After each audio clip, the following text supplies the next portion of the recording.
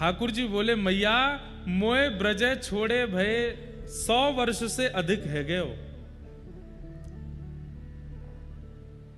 मैं तो यूं जानता हूं कि जब मैं गैया चरा करके लौट के आता और वह समय में भी नेक विलंब है जाता तो मेरी मैया छटपटाने लगती जैसे बिना जल के मछली। मैं कभी कभी यूं सोचो करता हूं मैया कि जादना में ब्रज छोड़ के जाऊंगा मेरी यशोदा के तो प्राण निकल जाएंगे, क्योंकि मोए देखे बिना, मोए अपने आंखन के आगे अनुभव किए बिना तो मैया ऐसी है जाए। मैं अगर चलो गए दूर तो मैया को कहा हाल होएगा। लेकिन मैया 100 बरस बीत गए बिना मोए देखे और तू अभी तक जीवित है।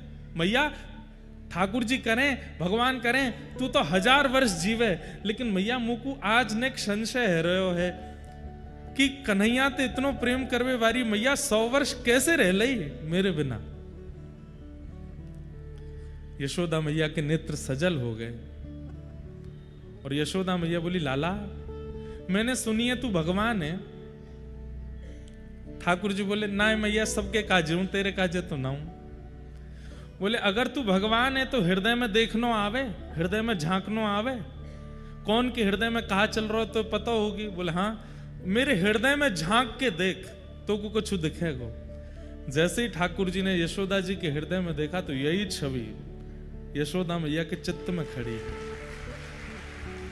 मैया बोली लाला प्राण तो मेरे वही समय निकल गए होते जादना तू ब्रज छोड़ के गयो, लेकिन तेरो ये निगोर और रूप मेरे चित्त में बैठो है। मैं जब जब प्राण त्यागवे के काजे जाऊं तब तब मोकू ऐसा गिरधर स्वरूप दिखाई दे, या स्वरूप के कारण मेरे प्राण बचे हुए तू या स्वरूप को मेरे चित्त से निकाल दे, मैं अभी प्राण त्याग दूंगी। लाला तू तनते तो चलो गयो लेकिन मेरे मन में ऐसा बैठ गयो या मारे या स्वरूप के कारण मेरे चित्त में प्राण बचे। ठाकुर जी ने मैया को अंक में भर लिया और यशोदा मैया के उस चित्त के स्वरूप को ठाकुर जी ने अपने चित्त में विराजमान कर लिया। ये स्वरूप जो है ना ये किशोरी जी के हृदय के ठाकुर जी हैं, गोपियों के हृदय के ठाकुर जी हैं। हाथ में नवनीत लिए जो लड्डू गोपाल हैं ये नंद बाबा के हृदय के ठाकुर जी हैं। पर एक नक पर गिरिराज जी धारण करके नीची नजर करके कमर पर भुजा रख करके जो ये श्री जी बाबा का स्वरूप है गोवर्धन नाथ, ये यशोदा जी के हृदय के ठाकुर जी।